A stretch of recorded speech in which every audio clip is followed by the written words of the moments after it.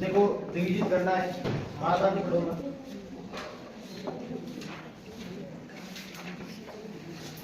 पाठ का नाम क्या है? प्रकाश का प्रवर्तन और है ना। तो पढ़ना क्या है? पढ़ना पहले पता होना चाहिए, पढ़े नहीं। अब पढ़ेंगे प्रकाश को, प्रकाश क्या होता है पहले तो पढ़ेंगे। होता है क्या? इसकी गुण क्या क्या? प्रकाश का प्रवर्तन और अपवर्तन क्या है? इसकी गुण है, एक विवर्तन है जो मैंने पढ़ लिया, पता है ना।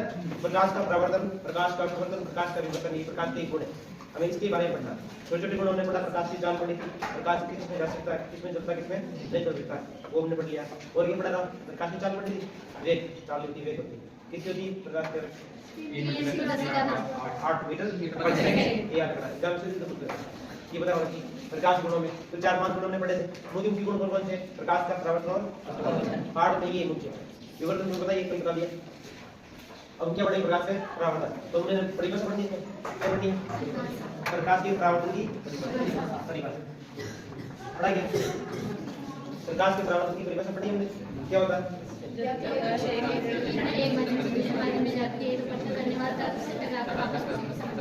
हाँ, यदि कोई प्रकाश की किरण एक माध्यम से दूसरे माध्यम में जाती नहीं है, जाती तो दोनों माध्यमों को पृथक करने वाले तल पर टकराकर वापस उसी माध्यम में लौट कर आ जाती है। एक लाख प्रकाश का सिंपल परिभाषा बता दूं, यदि कोई प्रकाश की किरण किसी अपारदर्शी वस्तु से टकराकर वापस उसी माध्यम में लौट आ जाती है, एक लाख प्रकाश का।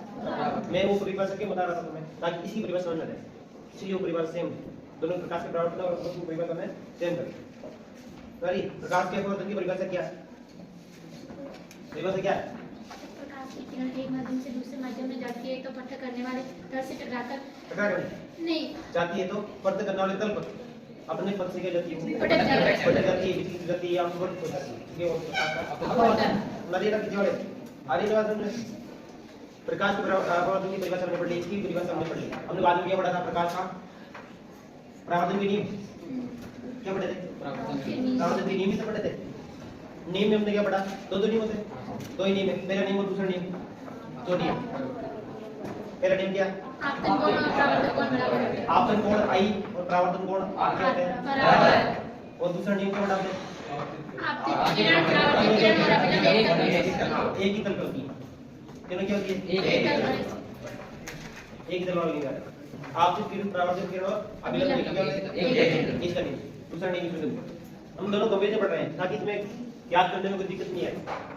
जब आपको कंपैरिजन पढ़ने होते हैं ना, तो याद करने में दिक्कत नहीं आती है। हम एक बार कहते हैं इस वाली बात को इसमें लिख देते हैं, इस वाली बात को इसमें लिख देते हैं, पता नहीं लगता ना। प्रकाश के परावर्तन की जगह अपवर्तन की परिभाषा लिखा जाता है और अपवर्तन की जगह परावर्तन की दिक्कत आ सकती है। तो हमें क्या करना, साथ साथ पढ़ना ताकि दिक्कत नहीं आए।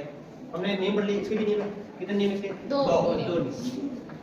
तो पहला नियम वही है, क्या? एक तल वाला क्या होते हैं? आपतित किरण, अपवर्तित किरण और विलंब एक आपतित किरण, अपवर्तित किरण और अभिलंब जो होते हैं वो क्या होता है? एक ही तल पे होता है। ये नियम नंबर 1 है। नंबर 2 क्या है? नियम आपतन कोण और अपवर्तन कोण की जिया स्थिर अनुपात होती है। Sine I upon sine R क्या होता है? स्थिरांक। हाँ, स्थिरांक। तो वो क्या बोलते हैं? अपवर्तनांक। स्थिरांक। किस तरह के बात क्या बोलते हैं? अपवर्तनांक। तुम्हारी ये नियम इसमें चेंज करो। आपतन कोण आए, ये जो आपतन कोण बराबर होते हैं, इसमें आपतन कोण साइन I और tan दोनों बराबर होते हैं। जब इनको वापस बनाएंगे ना, तो क्या हो जाएगा? बेटा बचेगा और बराबर आ जाएगा, कुछ नहीं रहेगा। तो क्या बोलते हैं? अपवर्तनांक। क्या होता है अपवर्तनांक? क्या होता है? स्थिरांक होता है, उसको क्या बोलते हैं? अपवर्तनांक। इंपॉर्टेंट है, एग्जाम सवाल है तो बता दोगे अपवर्तनांक क्या है? अपवर्तनांक क्या बताओगे? यानी प्रकाश की चाल किसी माध्यम के सापेक्ष, माध्यम के सापेक्ष, माध्यम दो के सापेक्ष, यानी कि हवा में प्रकाश की चाल और जल में प्रकाश की चाल दोनों अलग होगी ना, दोनों को भाग देंगे तो एक मान आएगा। मान क्या बोलते हैं? अपवर्तनांक। तुम्हारी जैसे मान लो, ऐसे बता, मान लो हवा में प्रकाश की चाल 10 है, ऐसे मानते हैं, और जल में प्रकाश की चाल कम होगी, कितना होगी? कम होगी। मान लो 5, तो इनमें 2 मान रहे हैं, भाग दिया, दोनों भाग दिए, 2 मान रहे हैं, तो ये 2 क्या है? अपवर्तनांक। इसी अनुपात जो है ना, उसका मान आ रहा है।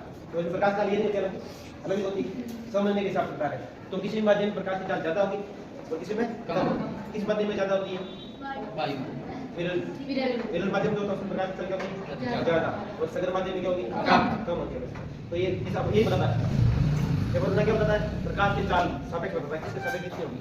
ठीक है, सापेक्ष मतलब एक दौड़ रहा है, दूसरे दौड़ रहा है, साथ में दौड़ रहा है ना, तो उस कौन चल रहा तेज, वो सापेक्ष होता है। समझ ये बात। तो आपको तो ये नियम याद रखना, दोनों नियम करते थे ना, नियम हमने पढ़ लिया। उसके बाद हमने क्या पढ़ा था? नंबर 3 पे फिर प्रकाश का परावर्तन कौन करवाता है? दर्पण। हाँ। किस होता है? दर्पण भी होता है परावर्तन। हाँ। और किस होता है? तुमने क्या पढ़ा? दर्पण। प्रकाश का अपवर्तन कौन करवाता है? लेंस।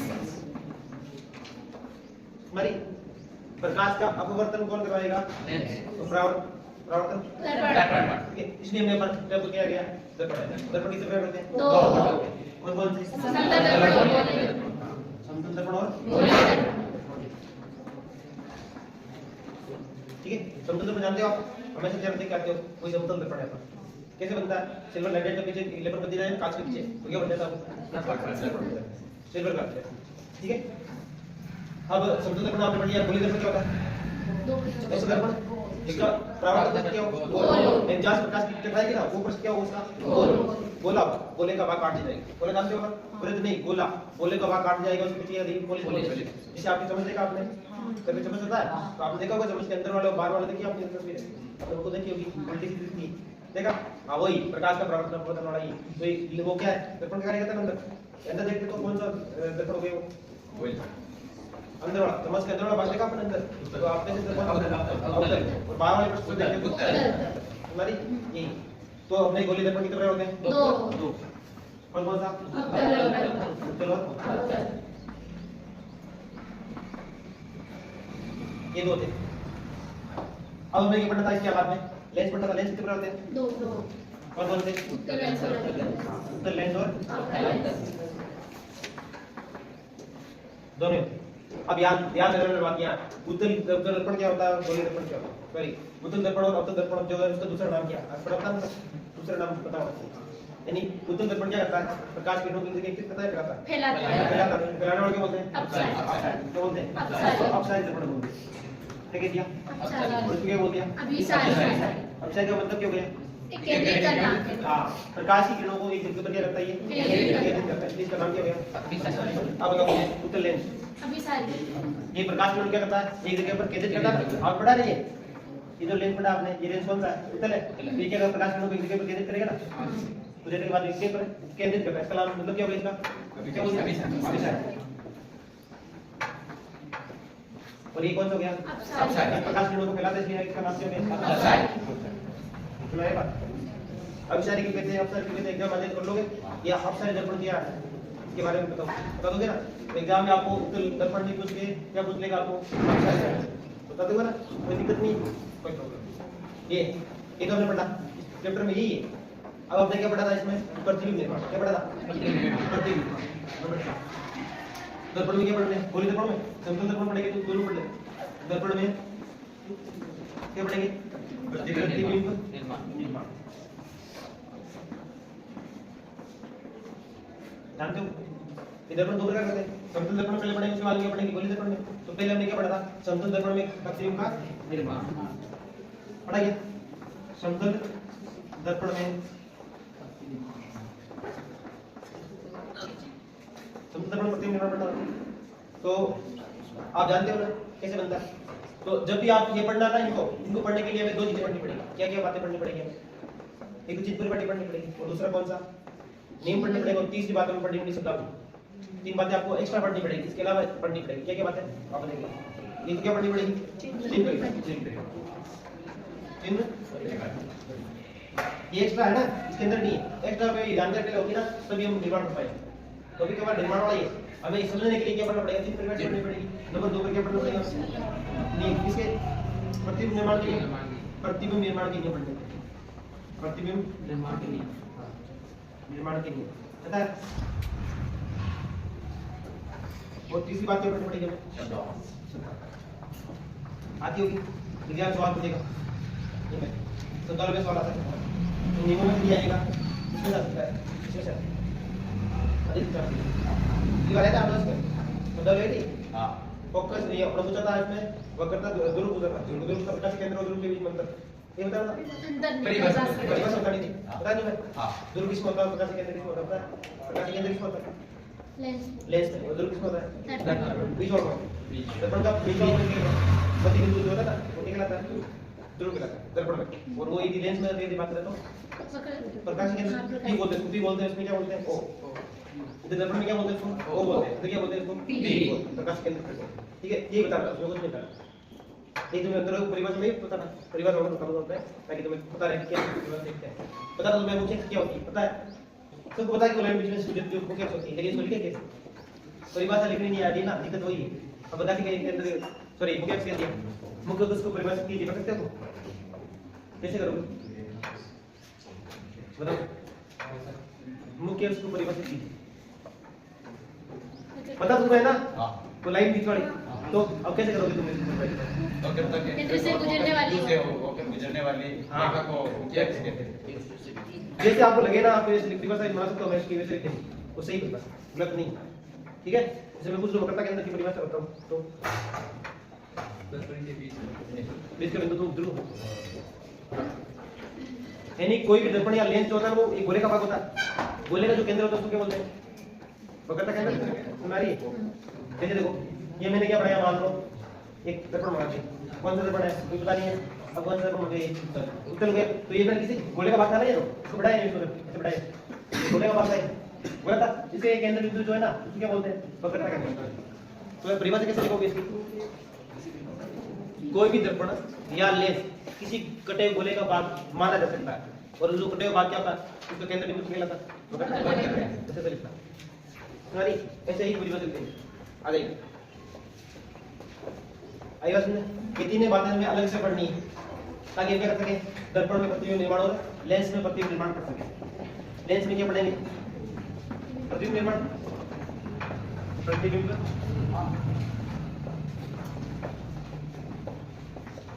ये बात करता हूं सेम क्या, ये दोनों में पता क्या होना चाहिए, ये बातें पता होनी चाहिए। तो ये पढ़ ले पहले क्या सिंपल पढ़ा रखा है, आगे तुम्हें पता नहीं, भूल गए होंगे, जंग लग गई तो ऑप्शन का पेन तीन परिपाटी क्या होती है? उधर वाली वही बात, वो वाली याद रखना तीन परिपाटी या ग्राफ जो बनाते हैं वही बीच वाला केंद्र कहलाता है, वो इधर वो है ना, ये वही वो प्रकाश केंद्र के दो, पी के दो या वो ध्रुव के दो, वही वो है। ये वाला मान रहे ना, ये वाला जो अपना वो ये क्या है? ये प्रकाश केंद्र है या क्या है? टी प्रकाश केंद्र और ध्रुव दोनों में वही है, ये बीच वाला भाग इसको। अब इधर ध्यान देना, हमेशा बिंब को रखते हैं बाईं ओर। बिंब क्या होता है ना, बता रखा बिंब क्या होता है, प्रतिबिंब क्या होता है, प्रतिबिंब के प्रकार कितने होते हैं बताएगा, सामान्य जानकारी बताया ना। प्रतिबिंब कितने प्रकार होते हैं? प्रतिबिंब कितने होता है? दो, कौन कौन से? वास्तविक और आभासी। आभासी का तो या आभासी। सुनारी प्रतिबिंब वास्तविक कौन से होते हैं? वास्तविक प्रतिबिंब किसे कहते हैं? जिसे पदार्थ होता हो सकता है, जो वास्तविक प्रकाश किरण मिलती हो, जिनमें प्रकाश किरण वास्तव में मिल रही है उसको क्या बोलते हैं? वास्तविक प्रतिबिंब। और जिनमें नहीं मिल रहा है तो दिख रहा है, जैसे आपका आत्म मुंह देखते हो, दर्पण मुंह देखते हो तो आपको वास्तव में दिख रहा है, अंदर है क्या तुम वास्तव में थोड़ी हो, तत्काल थोड़ी कर सकते हो उसको। लेकिन आपने लेंस पढ़ा होगा, लेंस में आपने देखा होगा कि जो प्रकाश का केंद्र बिंदु आगे दिख रहा है, फोकस बिंदु, यानी वहां पर से कोई भी वस्तु जल सकती है। जलाया था हमने पहले को जलाया था, प्रतिबिंब था, तो किसे जला? प्रतिबिंब से जला, सूर्य का प्रतिबिंब कहां पड़ा? उस तेली पर पड़ गया ना, छोटा सूर्य पड़ा था, आगे जाके छोटा सा बिंदु बना था ना, बिंदु में से फोकस बिंदु होता है, और उस पर क्या बन गया? सूर्य का प्रतिबिंब, वो वास्तविक था ना, तभी तो जली। सुनारी वास्तविक प्रतिबिंब और आभासी प्रतिबिंब में अंतर क्या है? ये दोनों बता रखा है। एक क्या होता है? वास्तविक होता, वो आभासी होता। नंबर दूसरा अंतर क्या हो गया? वास्तविक प्रतिबिंब पर्दे पर उतारा जा सकता है, पर्दे पर उतारा जा सकता है ना, और आभासी पर्दे पर उतार सकते क्या? नहीं उतार सकते। सुनारी मुझे दो अंतर है, आप याद रखिएगा, ठीक है? बिंब जानते हो, जो उसको देखते हैं वो तो क्या है? बिंब है, और जो अंदर कांच के अंदर दिखता है वो क्या होता है? जो अपने चेहरा देखते हो तो बिंब को कहाँ रखते हैं? हमेशा बाईं तरफ ध्यान रखना, कहाँ रखते हैं? और जब भी बनाओ ना आपको बीच तरफ तो कब रखते हो? बाईं को बाईं तरफ रखना। पहला नहीं तो तीन परिपाटी का पहला नियम क्या हो गया? बाईं ओर पहला। नंबर दूसरा क्या है? कब की दुनिया, किधर दुनिया? बिंब से, ओ से, ओ से ग्राफ की दुनिया यानी बाईं है दाईं तरफ। ये क्या कौन सा भाग है? बाईं तरफ है दाईं तरफ वाले भाग दूरी किससे चाहिए?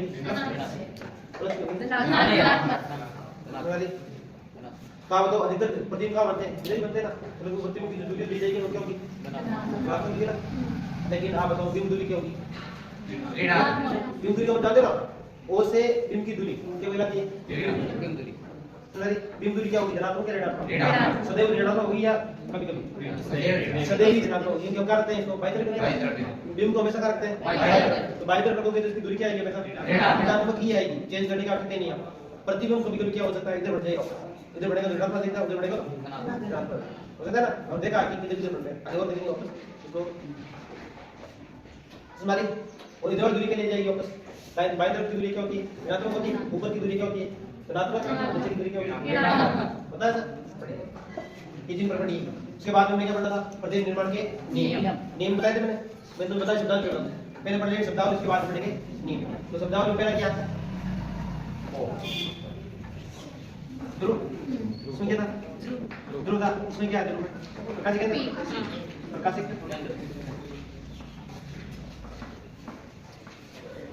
ध्रुव क्या जानते हो, जैसे मान लो ये तो उत्तर ले या अवतल कोई भी, इसका बेस का पॉइंट, इसके बीच वाला पॉइंट क्या था ध्रुव। आपने चम्मच लड़ा, चम्मच से लड़ा, इस वाला बीच वाला बिंदु जो है ना वो निकला था प्रकाशिक केंद्र हो, प्रकाशिक ध्रुव क्या था चम्मच में हो गया ये हो। तो किसी दर्पण का मध्य बिंदु क्या कहलाता है, बनाना में दिख रहा है लेकिन सुन आ रही तुम्हें, इसमें मेरा हाथ भी कटोरा है, आप जो खाना खाते हो कटोरे के बीच वाला पॉइंट जो है ना बीच में, वो क्या बोलते हैं ध्रुव, ठीक है। अब देखो प्रकाशिक केंद्र क्या होता है, लेंस में बीच वाला केंद्र, लेंस हो गया तो लेंस तो क्या करते हैं और उधर क्या है, तो ये बीच वाला पॉइंट दिख रहा है, और बीच वाला पॉइंट है ये क्या कहलाता है प्रकाशिक केंद्र पी, इसका नाम क्या दिया पी। सुनारी नंबर 2 क्या पढ़ा था, फोकस बिंदु बता सकते हो परिभाषा क्या होती है, फोकस बिंदु की परिभाषा क्या होती है। आप दर्पण में फोकस बिंदु गोली दर्पण में फोकस बिंदु क्या होता है, प्रकाश करने की मिलेगी सब नहीं समाधान जाएगी, समाधान जाएगी वो तो मिलने वाली नहीं तो उसका अनंत होता है। क्या होगा शब्द दर्पण का फोकस बिंदु क्या होगा अनंत, लेकिन हमें इसी बात करते हैं गोले दर्पणों में तो उत्तल अवतल के फोकस बिंदु होगा, तो उत्तल दर्पण का फोकस बिंदु बताओ, अवतल दर्पण का फोकस बिंदु क्या परिभाषा बताओ, बताओ उत्तल दर्पण का फोकस का केंद्र और ध्रुवों के बीच में पाए जाने वाले बिंदु को फोकस, हालांकि सही आती परिभाषा सही है, एग्जैक्ट परिभाषा है ये आएगा से कोई भी प्रकाश की किरण जो आती समांतर आती है, क्योंकि उसके अंदर समांतर आती है, समांतर आने के बाद क्या है इसे टकराएगी, तो क्या परावर्तक पथ से टकराकर जिस बिंदु से गुजरती है उस बिंदु का नाम क्या है फोकस। कोई भी प्रकाश की किरण जो किसके समांतर आ रही है मुख्य समांतर, तो परिभाषा क्या होगी मुख्य अक्ष से समांतर आने वाली प्रकाश की किरणें परावर्तक के बाद में इस बिंदु से गुजरती है, इस बिंदु से गुजरेगी, फोकस बिंदु से गुजरेगी ना, ऐसे सुन देखो सुन नहीं यार देखो ये तो कौन सा है और ये कौन सा है उत्तल। अब मैं कह रहा हूं कि ये क्या है मुख्य अक्ष, ये क्या सी, ये क्या एफ और ये क्या ओ, ठीक परिभाषा क्या होगी आपकी परिभाषा बोलो, मुख्य अक्ष समांतर आ रही समांतर है, ये भी समांतर होगी, समांतर परावर्तन होगा इसका, परावर्तन के बाद उत्तल अवतल लेंस से अवतल दर्पण से परावर्तन के बाद में क्या होगी एक बिंदु से गुजरेगी, कौन से बिंदु से गुजरेगी फोकस, एक बिंदु से गुजरती है बिंदु का नाम क्या है फोकस परिभाषा। तो एग्जाम लिख दोगे, लिखने में समझ आती है, समझ बता समझ आज आर की सब बता दूंगा, ये या का होता है सी का ये सब कुछ बता सकते, लेकिन लिखने में दिक्कत है इसलिए बता रहा हूं आपस वाली बात बता दोगे। फोकस बिंदु की परिभाषा किसमें अवतल दर्पण में, अब किसमें पढ़नी है उत्तल दर्पण में। उत्तल दर्पण में क्या होगा ये क्या है आप बताओ मुझे, एफ और ओ का होगा वो तो ये थोड़ा एफ का होगा इधर होगा, ये होगा और ये क्या हो गया सी, अभी तो पता नहीं एफ का और एफ पता ही नहीं सी बता बोला सीधे आएगी परावर्तन होगा, परावर्तन के बाद में क्या होता है उत्तल दर्पण में परावर्तन के बाद में होता है क्या कहलाती है ना मिल जाएगी, ये तो मिल जाएगी और ये मिलेगी नहीं मिलेगी भी आगे पीछे भी या आगे नहीं मिल सकती तो क्या करेंगे इसको पीछे मिला दे देंगे, हां मिलती प्रतीत हो रही है। तो उत्तल दर्पण में क्या होगा मुख्य अक्ष से समांतर आने वाले प्रकाश की किरणें परावर्तन के बाद में फैल जाती है, तो यहाँ कभी नहीं मिलेगी, तो क्या करें इसको पीछे मिल जाता है एक बिंदु से आधी प्रतीत हो रही ना, ऐसा लग रहा है एक बिंदु से निकल रही है किससे एफ से निकली प्रतीत हो रही ना, ऐसा लग रहा है कि किरण कहां से निकल रही है एफ से निकल रही है ना, एक बिंदु से आती हुई प्रतीत हो रही है, तो इस बिंदु का नाम क्या होता है? जिस बिंदु से आती हुई प्रतीत होती है, इस बिंदु का नाम क्या है? सुना जी दोनों में और सेम में सेम क्या होगा? इसमें सेम रिवर्स होगी। फोकस बिंदु की रिवर्स क्या होगी इसमें? नंबर 2 फोकस बिंदु। आप बताओ उसको क्या कहते हैं? एक छोटा है कि बड़ा? छोटा छोटा बड़ा छोटा बड़ा फोकस बिंदु है। फोकस बिंदु की क्या होगा? एक बिंदु का इसका नाम क्या है? बड़ा है नहीं? आप ये बड़ा है और छोटा कर दिया तो दूरी। दूरी कौन सी दूरी? यहाँ से लेकर होगी मतलब दूरी दिख रही नहीं, दूरी का नाम क्या है? छोटा है फोकस बिंदु। दूर से या प्रकाश के केंद्र से फोकस बिंदु के बीच दूरी क्या बोलते हैं? फोकस बिंदु। और इसका चिन्ह कैसा है? छोटा है। तो फोकस बिंदु क्या है? बड़ा है। हमारी नंबर 3 समझ रहे? इसमें ये सेम सेम है, इसकी बताओ परिभाषा बताओ आपस में। फोकस बिंदु अब उत्तल दर्पण, उत्तल लेंस में फोकस बिंदु बताओ परिभाषा।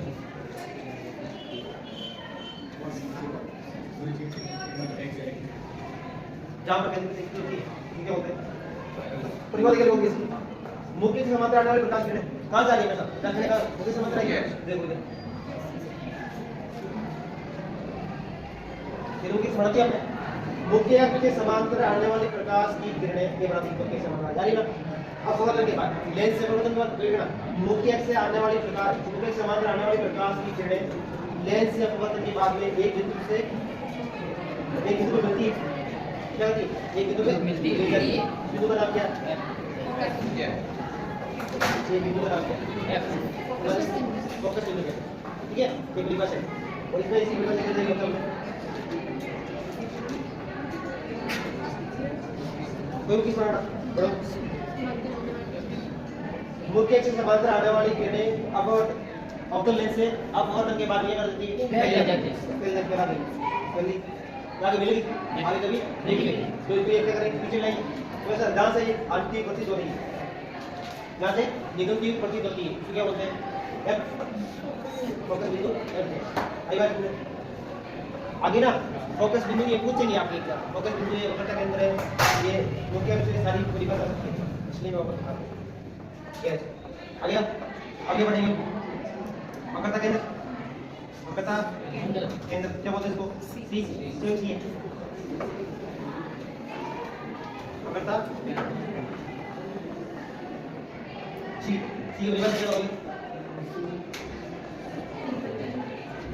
कोई भी अवतल लेंस हो या कोई भी लेंस हो या कोई भी दर्पण हो, क्या है? गोले का भाग है और गोले का केंद्र क्या है? वक्रता केंद्र। गोले का कोई भी दर्पण दर्पण की परिभाषा करेंगे, दर्पण की बात करूं अगर कोई भी दर्पण किसी भी गोले का भाग माना जा सकता है। ठीक है, गोले दर्पण है तो गोले का भाग को गोले का भाग माना जाता है, उस गोले का केंद्र कितना है? और इसमें ये बता देना 2 हो गए, इसमें एक नहीं है, इसमें कितना है? पड़े 2। इसमें कितना बनेगा? ये गोला तो ये था और ये गोला क्या था? ये तभी तो ये बड़ा बीच वाला काट दिया ये काट दिया और इसमें ये देखो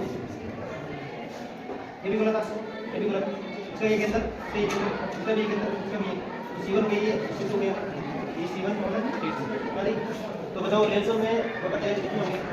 2 होंगे ना, क्योंकि 2 गोलों के बाद ये इसलिए केंद्र कितना देते हैं? 2 इसलिए इसका नाम क्या होगा? C1 इसका C2 C1 सॉरी इसमें एक ही 12 बोल के दो कोई दिक्कत नहीं, क्योंकि डबल होता इधर क्या होता है? डबल होती है, एक से डबल होती है, इसलिए इसको कोई ऊपर के दो कोई के दो कोई दिक्कत नहीं। C1 के हो C2 के हो कोई दिक्कत नहीं। सुना गया? वो कटा के सुना क्या? परिभाषा सही हो गई दोनों के लिए। कोई किसी के पूछे तो लिखो ना, चाहे दर्पण की पूछे, चाहे अवतल की पूछे, चाहे उत्तल की पूछे, किसी का लेंस पूछो दर्पण की पूछो समझा? आराम से बोलो ये बात सुनाई ना, ये चीज ज्यादा टफ नहीं है तो समझने की कोशिश करो। चित्र में ये वक्रता के जगह अब क्या पढ़नी है? फोकस दूरी पढ़नी है और ये पढ़नी है वक्रता।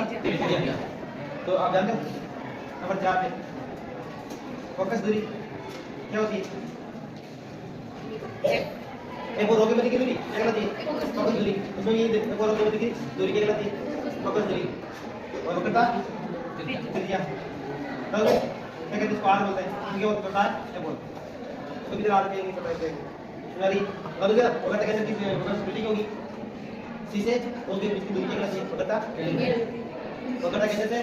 प्रकाशित ध्रुव या ध्रुव या प्रकाश केंद्र के बीच की दूरी क्या कहलाती है? वक्रता। ठीक है, वक्रता जी क्या होती है? फोकस दूरी डबल होती है। तो आप जानते हैं आर बराबर क्या होगा? कितना होगा? आर बराबर 12 होगा। ये याद रखना। आर जो होता है ना वो 12 होगा, दुगना होगा, जस्ट डबल। ये आपका सरकार पढ़ लिया हमने, क्या पढ़ लिया? सरकार पढ़ लिया। अब क्या पढ़ना? निर्माण के नियम पढ़ने। नियम बताए थे मैं, पहले बताए थे मैं, करके बताया था, बताया ना? ये बात समझ आती पूरा सारी समझ में सारा मैं क्या कहना चाह रहा हूँ। मैं करना क्या है? इसमें ये पढ़ना है, परिभाषा पढ़नी है, वापस देखो परिभाषा पढ़नी है, परिभाषा में आती है। उसके बाद क्या पढ़ना है? नियम में आते हैं, याद है तुम्हें। उसके बाद क्या पढ़ना है? दर्पण कितने प्रकार के? इन दर्पणों में क्या पढ़ना है? प्रतिबिंब निर्माण। इसके लिए हमें क्या पढ़नी पड़ेगी? ये बात बस। हमें क्या पढ़ना है? इसमें प्रतिबिंब निर्माण पढ़ने के लिए पढ़ रहे हैं।